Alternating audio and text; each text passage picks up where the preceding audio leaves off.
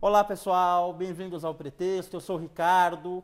A nossa entrevistada de hoje, ela já dançou com índios na Amazônia, já fez trekking na Patagônia, já quase pilotou um planador, mas ela está aqui hoje para falar da maior aventura dela recente, ser mãe.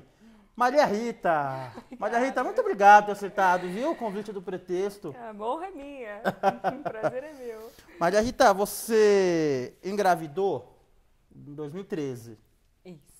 E aí você criou Na um verdade, blog. foi no Finzinho de 2012. É. Aí vocês criaram um blog, você e o Toureiro, seu marido, para acompanhar a sua gravidez. O blog chamava Barrigudos. Isso.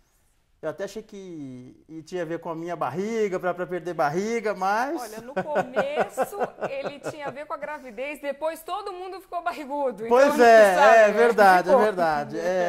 Contaminou até quem lia, viu? Contaminou, todo mundo ficou barrigudo. Mas a ideia original do Barrigudos era acompanhar a sua gravidez, né? Mas aí aconteceu um fato que mudou o rumo do blog e da gravidez, né? É verdade. Como é que foi? Matias nasceu prematuro. A gente tinha uma expectativa de uma gravidez extremamente tranquila. Eu não tive nenhum evento durante a gravidez, pressão normal, não tinha diabetes, me exercitava com moderação. Tudo bem, caminhando bem. Tudo bem, tudo na maior perfeita ordem. Eu engordando o que tinha que engordar, não tive obesidade, não tive nada, nenhum sintoma de absolutamente nada, me sentindo muito bem. Então, a gente tinha um blog, né, que falava de questões da gravidez, assim, com aquela leveza, super despretensioso, né, bem-humorado, né, tentando transpor, assim, pro papel as coisas que a gente estava vivendo, assim, naquele dia a dia. Mas o Matias, né, que estava, assim, programado para nascer no dia 4 de setembro, que é aquela data que eles chamam, né, de data de provável para o parto, ele nasceu no dia 21 de julho, prematuro. Eu tinha tido uma gripinha, tinha me colocado de repouso absoluto, que pela médica não precisava. E saí da gripe, estava me sentindo muito bem, obrigada. Tinha feito todos os exames, não tinha nada. Tinha feito ultrassonografia, também não tinha nada. E aí, no belo sábado, decidi ir pro cabeleireiro, fazer mão, pé, cabelo, aquelas coisas, né? Tratar um pouco, fazer uma embeleza. Porque na gravidez a gente, assim, com aquela, né? Com aquela forma, a gente quer, assim, se sentir um pouco mais uma feminina. E eu tava terminando de fazer a sobrancelha, tinha feito um lado. Quando ela ia começar a fazer o outro, minha bolsa estourou. Aí eu não tive a menor dúvida que era a bolsa, porque né, foi uma molhadeira, eu sabia que era a bolsa que estava estourando. E aí fui pro hospital, um pouco nervosa, um pouco ansiosa, um pouco com medo, mas eu não tinha ideia do que era prematuridade, assim. Apesar de ter lido sobre o assunto e tal, eu não tinha a mais vaga ideia do que acontecia com uma pessoa, com uma mãe, com um bebê, quando ele nascia prematuro. Então eu fui pro hospital achando que eu ia ter o meu filho, muito bem, obrigada, de parto normal, porque já estava tudo correndo bem. E que eu ia carregar uma criança pequena para casa. E tem que comprar só roupas um pouquinho menores. Um pouquinho menores. Eu não tinha ideia do que era prematuridade. E também, assim, mesmo escrevendo sobre gravidez e tudo, o que se fala de prematuridade, o que se tem de disponibilidade de prematuridade na mídia é muito pouco, né? É uma quantidade de informação pequena perto do tamanho do susto e do tamanho da questão da prematuridade, né? Então, fomos para o hospital, eu não consegui ter o Matias de parto normal, ele estava defletido, como eles chamam, eu tive que fazer uma cesárea de emergência, então assim, tudo que eu imaginava, tudo que eu tinha de ideia, daquela ideia angelical sobre o parto, ai meu Deus, tudo romantizado, que eu ia entrar na sala de parto, eu ia ficar 15 horas no parto, daí eu ia ter meu filho de parto normal, tudo isso foi por água abaixo. Eu não consegui fazer o chá de bebê, ele estava marcado para o fim de semana seguinte, tudo às pressas, então assim, aquele susto. Mas o susto maior veio quando me falaram que o Matias ia ter que ficar na UTI. Como assim UTI? Puxa vida. UTI, né? 3 letras horríveis juntas, né? E então foi um susto danado, foi uma tristeza danada de ver o Matias todo entubado e né, com picado na veinha. Não vê no seu colo, né? Não a gente imagina ele, né? Eu saí, eu estava na sala de parto, o Matias então nasceu, depois de alguns minutos fizeram os testes, aí me trouxeram ele, eu olhei para o Matias, e isso eram 10h24 da manhã, né? Eu só fui conseguir ver meu filho às 11 da noite. Toda aquela ideia de amamentação, assim, o filho nasce, aí você... Mudou tudo. Você pega ele já vai pro peito, né, um tempo depois. Nada. Ele foi mamar no meu peito 16 dias depois que ele nasceu. 16 dias.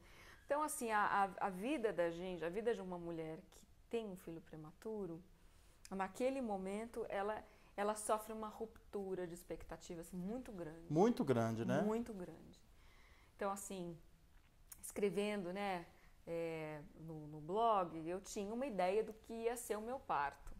Conversava com a médica de parto natural, né, que é o parto normal, como que ia ser, cogitando se ia ser pela água ou não, aquela preocupação de aprender a respirar para o parto normal. Tudo isso, fiz nada disso. Eu tava lá, eu fiquei mesmo 15 horas em trabalho de parto, mas tentando segurar o Matias o máximo possível, porque eu não tinha tomado nenhuma injeção de cortisol, não tinha tomado a penicilina que eles dão quando já sabem que o parto precisa ser prematuro. A mulher recebe uma série de medicamentos para poder amadurecer o pulmãozinho do bebê, para ele ter uma condição melhor dentro do útero, né? E para ele poder sair um pouco mais forte, um pouco mais imunizado. Então eu não tive nada disso, eu tive que ir tomando essas coisas ali na hora e tentando postergar o parto o máximo possível dentro, né, do limite de segurança para mim e para ele. Então foi isso que aconteceu. E refletiu no blog, né? Refletiu no blog.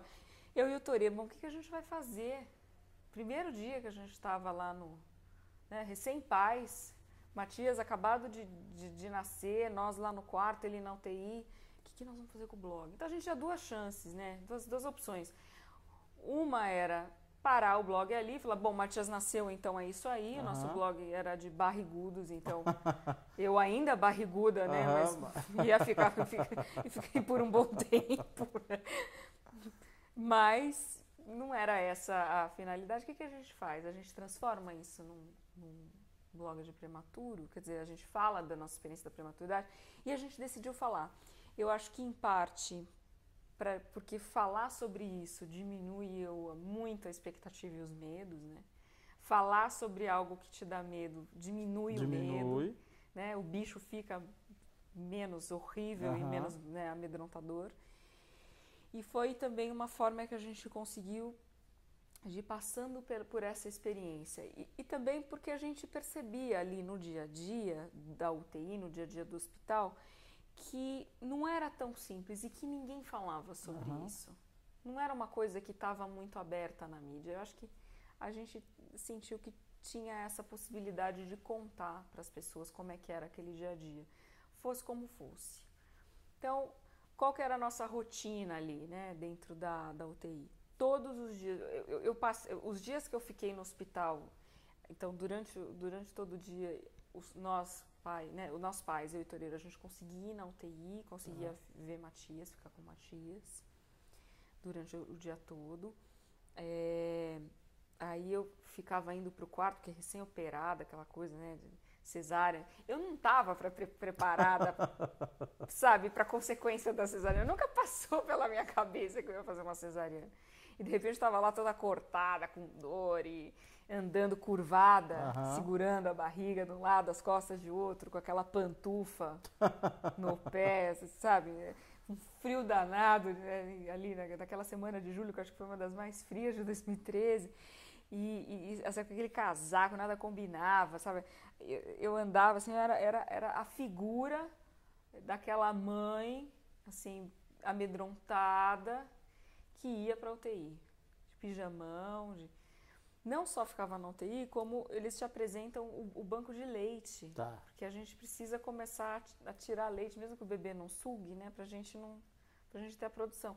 Então eu ia para o banco de leite, atrás das outras mães também com os filhos na UTI no banco de leite, parecia uma fila assim de vacas indo para o abatedouro, né? Todas tristes, cabisbaixas, preocupadas, cansadas, amedrontadas, que iam ter 2 máquinas, 2 bombas elétricas, né, acopladas nos seus seios para sugar como se fosse uma criança que a gente não tinha ali no colo. Então, tudo isso pesa. Imagino. Né? É uma experiência que pesa. O que foi bom, né, Maria Rita, é que acabou servindo para outros pais que estavam passando por aquele problema sentirem que eles não eram os únicos, né? E tem um meio de compartilhar a dor, a experiência, né? Então, aconteceram coisas muito incríveis com o blog. Então, a gente teve um final feliz, né? Graças a Deus. A Matias saiu depois de 23 dias, que pareceram 6 meses, mas foram 3 dias na UTI, parece muito mais do que 3 dias, 23 parecem vários meses. Mas a gente teve, então, essa experiência feliz de sair com o Matias bem, né? E levá-lo para casa. A gente acompanhou famílias que não tiveram essa experiência de sair bem ou de perdas. Então, a gente convivia com essa questão da perda todo dia, né? Um dia um bebê na UTI tá bem, oba, a gente comemora. Um dia um bebê tá mal, você fala, será que vai acontecer a mesma coisa com meu filho? É uma montanha-russa emocional. Mas, como a gente foi muito aberto, durante todo o tempo que a gente estava com o blog, a gente contava a experiência nua e crua mesmo, eu senti que outros pais que foram vivendo essa experiência depois e tinham lido o blog, eles conseguiam, pelo menos, alocar melhor a preocupação, alocar melhor a dor, sabendo que alguém já tinha sobrevivido por aquela experiência, né? Aquela situação toda, já tinha passado por aquela experiência e tinha dado certo. Não, e assim, eu que acompanhava, eu comecei a acompanhar o blog acho que da metade da gravidez para frente, né? E foi inesperado, realmente, quando o doutor ele escreveu lá. E aí depois você via assim, que cada vitória era comemorada e era interessante ver que outros estavam contando também situações que talvez fossem diferentes no trajeto, mas que tinham um final também que era o que a gente sempre espera, né? Aquele final com um final feliz, voltando, né? Para casa, voltando para casa. Voltando para casa bem. E tudo que a gente quer é tirar o filho da UTI e levar para casa. Sempre.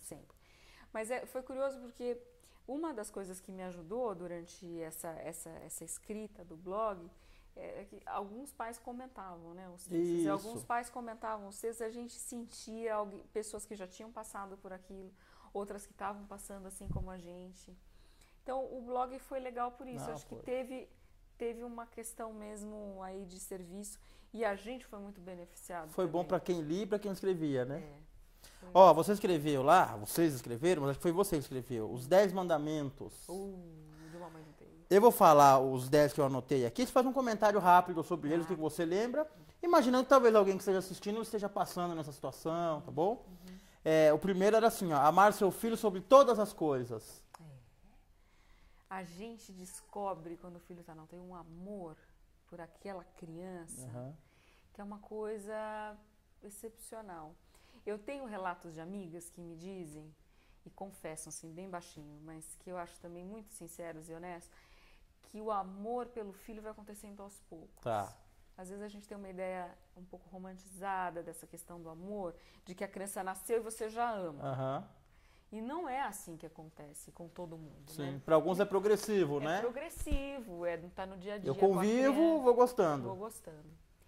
Mas quando você vê teu filho numa situação de risco, aquela criancinha que antes estava dentro de você, agora está fora, que você tinha uma relação com ela dentro da barriga, você agora não tem mais, porque ela está lá, e você sente que ela não está tão bem defendida por você enquanto estava na barriga e está lá fora, acho que você descobre uma capacidade de amar aquela coisinha pequenininha, que é uma coisa além do que a gente consegue denominar.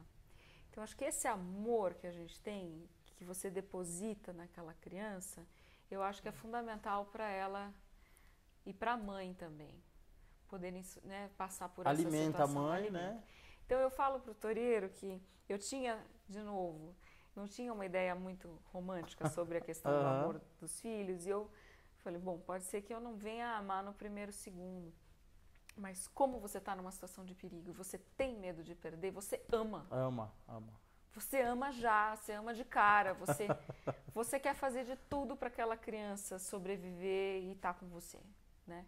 Então, é amar mesmo sobre todas as coisas. Sim. É pensar nisso e viver para aquela criança, né, às 25 horas do dia, porque a gente faz hora quando a gente está com o filho na UTI. Dá um jeito, né, e prorroga aí. A gente faz o que precisar fazer. Segundo, diz assim, ó, que eu achei interessante. Não invejarás o tamanho ou o peso do bebê alheio. Porque ter essa comparação, que é um orgulho, às vezes, pra avó. Mais avó do que mãe, eu acho. Meu neto nasceu com tanto, né? Isso é terrível, né? Pra toda mãe de prematuro. É horrível você... Claro. Alguém fala assim, meu filho nasceu com 3.500. O filho da gente nasce com 2. Tem uns que nascem com 800. Tem uns que nascem com menos que 1. Tem uns que nascem com 800, né? 600 gramas. E aí, o que acontece? Quando você está lá na UTI, as crianças vão evoluindo e evoluem alguns gramas por dia. Você tem, né?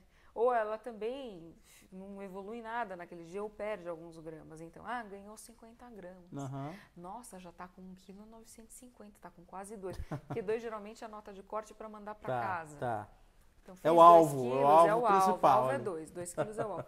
Então, às vezes você vê mães, né, com os filhos evoluindo mais rápido, ganhando mais peso, e você fala, puxa, né? Bem que eu podia ganhar. Mas toda criança tem seu tempo, né? Toda criança tem seu desenvolvimento. Uma hora eles chegam lá. Então, para você sobreviver àquela situação... Não compare. Não compara. Isso aí. Pensa no seu filho, não compara. Né? O terceiro, eu não sei se você já falou, mas é o farás tudo para ter leite. Nossa. Tem a ver com essa máquina aí? Tem a ver com a máquina, né? Tem a ver com um monte de coisas mais. Então, o que acontece? Quando você é mãe de prematuro, tem mulheres que têm muita sorte, elas começam a ter uma boa produção de leite de cara. Mas elas enfrentam enfrenta o problema de não ter a criança mamando no peito. Não tem o estímulo, né? Não tem o estímulo. Então, a gente precisa fazer a bomba elétrica. Não é legal, assim. Não é. Imagino. Não é legal. Imagino. Mas tem que fazer para tirar o leite. Nem sempre você tira uma quantidade ideal, até para mandar para o seu filho que está lá na UTI. Porque às vezes ele não está mamando, mas ele já está recebendo um pouquinho do colostro, um pouquinho do leite, né? E não é só isso. Tem medicação que ajuda a gente a produzir mais leite. Se você não produz muito. Então... Nossa, é muita coisa envolvida, hein? Tem chás que ajudam a produzir mais, que você toma. Então, assim, normalmente, se a mãe produz bem, ela tem que manter a produção dela lá na bomba de leite, lá no banco de leite, para ela continuar o estímulo. Se ela não produz, aí ela se move de tudo quanto é remédio, chá e estímulo que ela puder, para ela poder ter leite. Por quê? Porque o prematuro precisa muito do leite materno. É o que vai dar anticorpo para ele. Então, tudo que você puder fazer para ter leite, você faz. Nem sempre as histórias são felizes assim. As mães de prematuros sempre têm alguma dificuldade, algum percalço um pouco maior na amamentação. Ou enquanto estão lá na UTI, ou quando voltam para casa. Então, tem gente que fala assim, menina, todo mundo tem leite, toda mãe tem leite. Não é verdade. Porque não é só o ter leite, né? É um conjunto entre você ter leite, a criança mamar ou sugar do jeito certo, você tá numa condição psicológica legal também para produzir. Então não é assim, toda mulher tem leite. Não tem, não é verdade, isso é um mito. E eu acho que isso é cruel com as mulheres que têm pouco, porque elas não entendem, às vezes elas acham que elas tem alguma coisa de errado com elas, mas às vezes não é com elas. Às vezes são as outras questões que não estão funcionando bem. Às vezes a criança não suga muito, então ela vai diminuindo a produção dela do leite. Às vezes não é uma questão da criança suga, mas ela está tão estressada e ela não tem em casa a condição de descanso suficiente que ela também não consegue produzir suficiente. Então, é muito delicado isso. Para todos aqueles que falam que é fácil amamentar, eu digo assim, de todas as linhas, para quem viveu isso e estudou muito, porque depois eu fui estudar muito sobre a amamentação. Não é simples. Então, quem fala assim, toda mulher tem, não é simples assim. Cada caso é um caso, né? O quarto mandamento, eu não sei se é em especial para os recém-nascidos prematuros, mas para os recém-nascidos que não são prematuros, isso serve também para os pais. Não dormirás. Isso pra gente também acontece. Pra você, será que foi mais intenso ainda? Nem que a gente quiser, não dá. Você tá louco. Eu até queria transgredir esse mandamento, mas não dá. Né? Você não consegue, né? 3 em 3 horas, é isso mesmo. E prematuro. Vê se tá respirando. E prematuro não é como criança que nasce a termo, que já tem peso. Você precisa acordar ele para mamar. Ele não acorda sozinho. Daí tem uma avó que vira e fala assim, deixa eu dormir, não pode, senão ele não se alimenta direito, ele precisa daquela quantidade de leite. E ele não tem a força, às vezes, para acordar e chorar na hora que ele quer mamar. Tem muito prematuro que está com fome e não chora. Então isso é muito sério. Não pode dormir.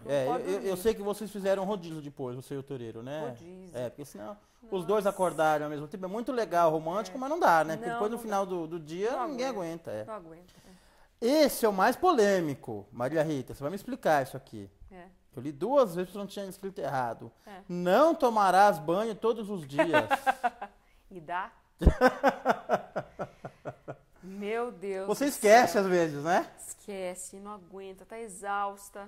Então, assim, chega a hora que você tem meia hora. Ou você come, ou você dorme, ou você toma banho. O que você escolhe? Tomar banho é o último.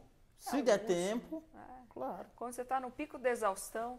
É isso aí. É polêmico, mas eu digo, viu? Mas é verdadeiro. Eu pulei uns dias aí. Eu falo, não porque eu queria, mas porque na ordem da prioridade das coisas foi embora. Eu não quis saber. Olha, a sua sinceridade é comovente, mas é assim mesmo. É verdade.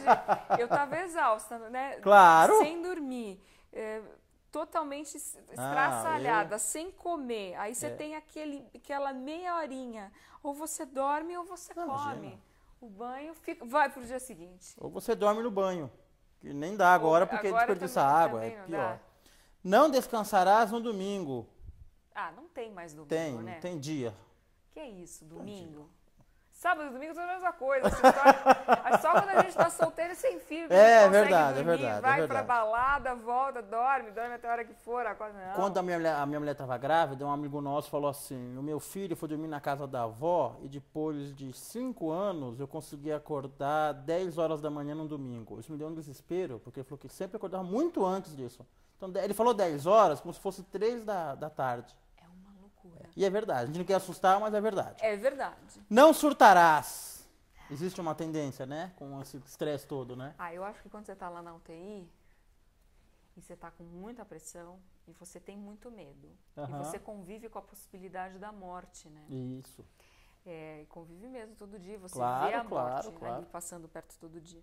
Então, uma coisa que eu acho que é dificílimo, mas eu acho que é fundamental para passar por essa experiência, tentar manter o máximo de centramento possível. A vontade que você tem é de sair correndo, se trancar no banheiro, chorar, né? Chorar e dizer por que isso está acontecendo, né? Mas aí é difícil, mas a gente precisa manter um pouco... Manter o máximo de centramento possível para passar por isso. Então, assim, respira. É o mantra, né? Respira. E a gente tinha um mantra entre as mães da UTI, que a gente via que uma ia surtar e alguém falava, respira. Né? A pessoa respirava, ela respira fundo, solta, pode até chorar um pouco para dar aquela... Claro. Né? Respirar um pouco mais profundamente, assim, mas sem surtar, que é muito complicado. Né? O 8º, acho que tem até um pouco a ver com o 7º aí. Honrarás pai e mãe. Porque uma estrutura ali ajuda também a não surtar, né? A estrutura de família ali, né? Ajuda, e eu acho que a gente começa a ter uma perspectiva do que é ser pai e mãe, né? Então, assim, você acaba, tem um filho prematuro, e esse prematuro ser o seu primeiro, ser o seu primogênito, acho que tem um peso grande. E aí você pensa, nossa, então é isso que é ser pai e mãe. Obrigada, mãe, obrigada, pai. Por tudo que a gente tenha pensado, passado, aí quando a gente vira pai e mãe, a gente vem e fala, era isso, né? Então tá bom, agora eu entendo o que eles passaram. Não é fácil. Eu imagino, eu sei, eu também senti a mesma coisa, assim. Acho que a gente vira pai e mãe, você começa a olhar para o pai e mãe de um jeito diferente, falando, nossa. Agora eu entendi. O 9º. Não sossegarás até achar um bom pediatra neonatal. você teve... Eu acho que a gente teve sorte, né? Teve sorte. Mas eu acho que, assim, para pais de prematuros é importante confiar no médico que vai estar assistindo o filho. Sim. E eu sei que, às vezes, não é tão fácil, assim, de você achar alguém que você tenha essa simpatia. Porque a gente fica mais desconfiado mesmo. A gente fica mais exigente como pai e mãe. Né? A gente quer soluções ou quer um respaldo maior do pediatra. E não é todo mundo, às vezes, que está preparado para essa condição neonatal. Quer dizer, tem uns que são especialistas no neonatal. Então, a gente quer essas pessoas. Assim. As crianças que passam pela prematuridade, elas têm algumas características no desenvolvimento que são diferentes de uma criança a termo. E a gente quer estar seguro com o profissional. Então, a gente tem relatos, casos assim de pessoas que a gente conheceu durante o blog e também durante a nossa estadia lá na UTI, que penaram muito para achar um pediatra que tivesse se sentido assim, com segurança. Mas tem que procurar até encontrar, né? Porque senão a situação já é delicada, né? Se você não tiver confiança... De pais que procuraram, sei lá, foram em 5 pediatras, o 6º foi bom, uma que foi em 9, gostou do 10º. Então, mas é o mandamento, não sossegarás até achar. Sossega. Quando achar, sossega. Achou, sossega. Certo. O último, que eu imagino, né, é fácil de entender, é o lutarás contra os germes com todas as tuas forças, né? Álcool gel. Álcool gel é o... Álcool gel. É o companheiro fiel ali, né? A gente se besuntava de álcool gel. Até hoje um pouco, eu confesso que eu fiquei meio viciada no álcool gel. Eu virei a louca do álcool gel. Então era assim, alguém chegava em casa, álcool gel. Não lavava álcool gel, passava álcool gel, tudo álcool gel virou litros de álcool gel a gente usava. Mas dá pra passar na criança, inclusive. Se a pessoa vai passar na mão, você... Se pudesse, eu besuntava uma tia de álcool gel. A pediatra assim, doutora Miriam, álcool gel na criança. Não, ele não, tudo bem. Tudo bem. Então, tudo bem. Mas como é que foi a escolha do nome do Matias? Foi fácil chegar na... Imagina. Não. Eu e o Toreiro, a gente não estava conseguindo chegar num nome, né? Isso mas porque você tinha os nomes que você queria e ele vetava? Ele não gostava, ele tinha os nomes que ele queria e eu não gostava. E aí a gente começou... Foi muito difícil, a gente foi para a maternidade com 2 nomes assim, que nos agradavam.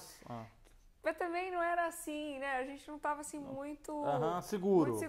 Então, a gente fez aquilo que alguns pais e mães falam, que a gente olhou para o Matias e viu que qual era a cara de Matias. Cara de Matias. Pronto. Ficou o Matias.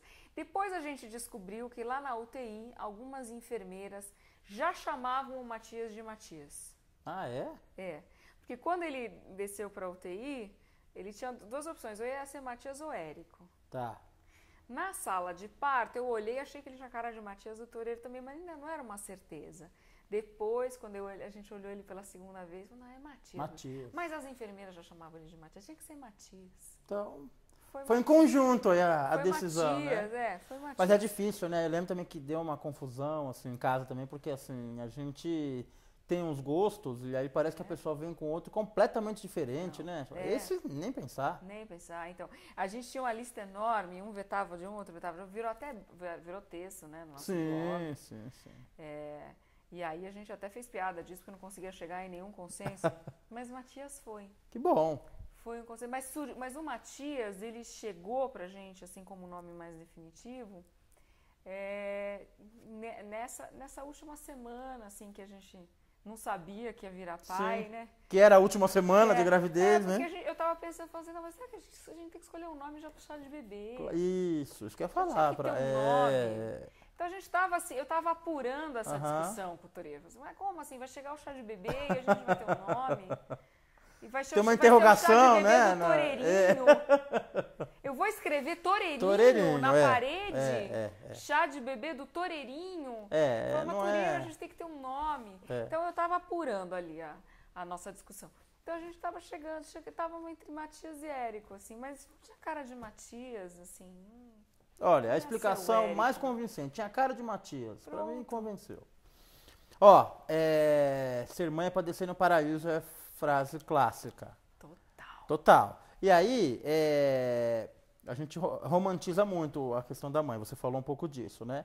O lado do paraíso, eu até imagino, assim, quando abre um sorriso, depois quando começa a andar, você vai ver quando falar mamãe, aí é o paraíso. Queria que você falasse um pouco, não a ver com ele ser prematuro, mas com a ver com ser mãe, a parte do padecer. O que você acha, assim, que eles não contam nos contos de fadas e que você já está sentindo, que é o padecimento de ser mãe? Bom, eu vou falar uma coisa, né, que cocô, né? Ninguém te fala que você vai conviver com isso, com o cocô alheio, todos os dias da sua vida. E olha, isso que eu falar, por um bom tempo, viu? Por um bom tempo. Então, assim, troca a fralda, né? Aquelas fraldas exaustivas, a limpeza. Nem te conta. Assim, você até tem uma ideia, mas você não só fazendo mesmo pra você ver. Né? Olha, eu não queria te desanimar, Rita, mas assim, conforme eles vão comendo, a consistência e o odor do cocô, ele vai piorando. Piora, mas tudo bem, então. Você vai sofrer, Essa é uma parte que eu acho terrível. E a gente, aqui em casa, o Toreiro me ajuda muito com Matias, assim. Mas eu sei que sobra pra mim bem essa parte do número 2, assim, total. Então essa é uma coisa brincadeira. Eu acho que pra mulher, acho que muda muito a vida da mulher, assim, na essência, né? Acho que a gente não tem muito mais tempo pra gente, a gente doa mesmo. Acho que entra um módulo mais de doação. Então o cabelo desgrenhado, né? A vaidade tem que ficar um pouco colocada ali embaixo do tapete. Eu acho que essas coisas a gente vai recuperando com o tempo. Mas é um baque, né, para você assim se olhar e se ver numa nova configuração. Claro. Então eu acho que isso para a autoestima da gente pesa um pouco, né? Até mesmo os quilos, né, da gravidez, para se livrar. Ai, como é difícil. Parece que fica mais difícil de se livrar dos quilos da gravidez. Eu não me livrei até hoje, tem 3 anos, imagina. Então, eu acho que essa é uma outra questão. Acho que tem uma questão também de responsabilidade. Eu acho que uma criança impacta muito na carreira da mulher, muito, porque a tua preocupação, ela fica dividida com a criança, né? Claro. Eu tô voltando a trabalhar agora, e eu vejo que é um rebolado, é um rebolado total para você poder continuar dando atenção pro filho e também não deixar a carreira, né, tomando pó. É muito difícil. Ter então, esse equilíbrio, né? Geralmente fica pendente para algum lado, né? Eu acho que esse é um grande desafio mesmo que a gente vive. Sim, né? sim. Mas o tempo pra gente, eu acho que é uma coisa que parece que some. Então que bom, porque você tá falando uma coisa que a gente experimenta em casa, e os amigos, é verdade, mas assim, compensa, né? É uma coisa assim que muda, mas compensa. Não, compensa. Quem não tem, não entende, né? Que vale a pena. Não, e quem não tem nem ideia, eu acho, do que é. Porque eu ouvi uma frase assim de um casal de amigos que eu achei sensacional, que ela falou assim: é dura a tarefa de civilizar uma pessoa. Isso. Mesmo. Não é só criar. Alguns nem conseguem, É civilizar mesmo. É isso mesmo, isso. E para isso você tem que ter dedicação, tem que ter tempo. Exatamente. Eu me percebi nesses últimos... Eu percebi que o meu grau de paciência mudou, aumentou muito. Que bom. Mas como se isso tivesse sido assim, meio que reprogramado geneticamente. Então, Toreiro agradece. Um grau de paciência. Então, assim, você vê aquela criança comendo, né? Matias já come papinha, já come fruta. E às vezes eu deixo a papinha, quando eu vejo no cabelo, tá com o papo em qualquer lugar. E aí eu, com toda a calma do mundo, vou lá limpar. Nossa, antes eu visse uma coisa dessa, assim, pelo meu perfil, eu ia sair... A bagunça que a gente fez na sua casa aqui pra montar, então você já vai se acostumando, porque vai ser assim, viu? Então seu grau de paciência vai sendo Então, eu percebi aumentado. Que tem agora um brinquedo do Matias em cada cômodo. Isso. Não tem mais um cômodo. Não, ele dominou tudo. A casa é dele. Até no banheiro tem brinquedo do Matias. Até no banheiro tem brinquedo. Olha, eu não quero te assustar, então eu não vou nem comentar como tá a minha casa, tá bom? Você escreveu um texto, você tinha um blog, Quebrando o Salto. Sensacional. Muito bom, viu? Obrigada. E aí um texto que você escreveu na posse da presidente Dilma, muito bom.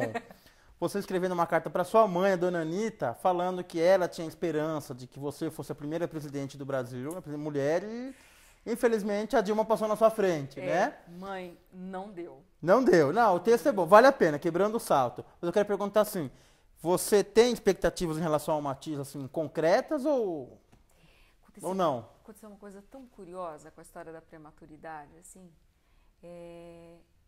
como com prematuro a gente nunca sabe como é que vai ser direito o desenvolvimento dele, e a gente sempre tem que esperar menos, né? Então, assim, ele está com 9 meses agora, mas como ele veio prematuro, a idade corrigida é de 7 e pouco. Isso. Né? Então ele não tem, o Matias não tem às vezes a resposta de uma criança de 9 para algumas coisas, para algumas fases de desenvolvimento. Então isso me fez aprender a diminuir a expectativa com relação a ele. Eu acho que isso foi bom. Eu não sei se isso vai continuar. Tá. Não sei como é que eu vou ser como mãe. Mas nesse momento... Expectativa... Eu tô com expectativa razoavelmente baixa. É bom. E eu acho que isso é bom. Bom. Porque eu deixo ele mais livre para ele poder vivenciar e experimentar as coisas dele no tempo dele, né? Então, foi bom. Acho que esse lado da prematuridade, para mim como mãe, foi um ponto positivo. E time de futebol? Qual que é o seu time? Você sabe que agora eu sou santista. Você era o quê? Então, quando eu era bem pequenininha, o meu avô me convenceu a torcer pelo São Paulo. Mas eu nunca fui muito de futebol. Percebi.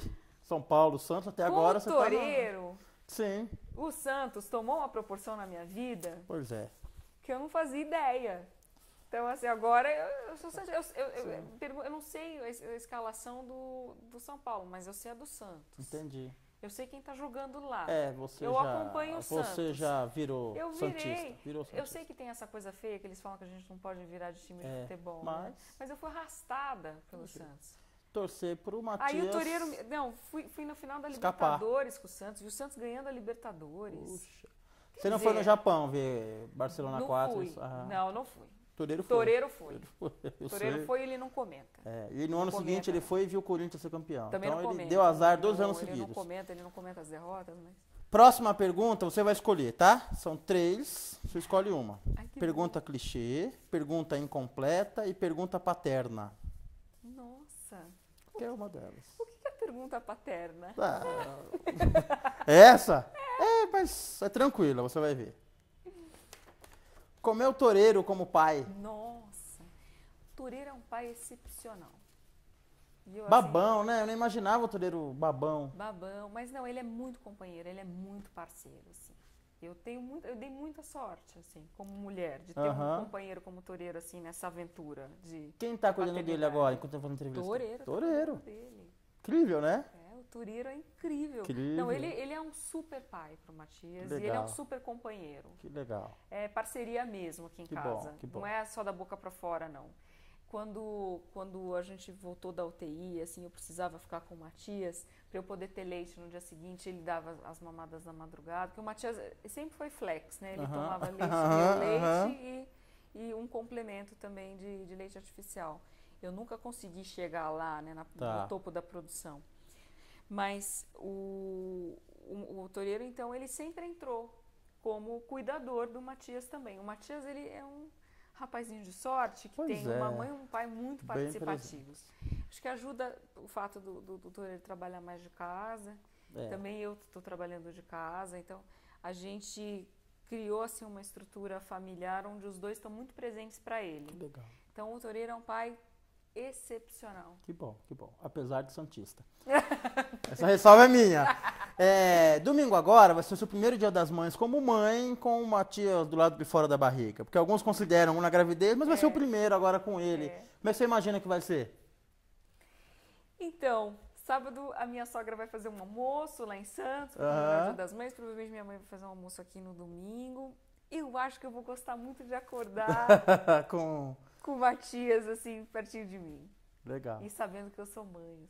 Assim. Às vezes a ficha cai. Nossa, eu sou mãe. Eu acho que domingo vai ser um dia de ficha caindo, assim. Dessa identidade tão forte que é o ser mãe, né? Bacana. Mas vai ser gostoso, assim, acordar e pensar que o Matias tá assim, pertinho, assim. E dar um beijinho nele e saber que eu sou mãe dele. Eu pedi pro Matias escrever uma cartinha pra você sobre o Dia das Mães. Aí ele escreveu, eu vou ler, tá? Ok.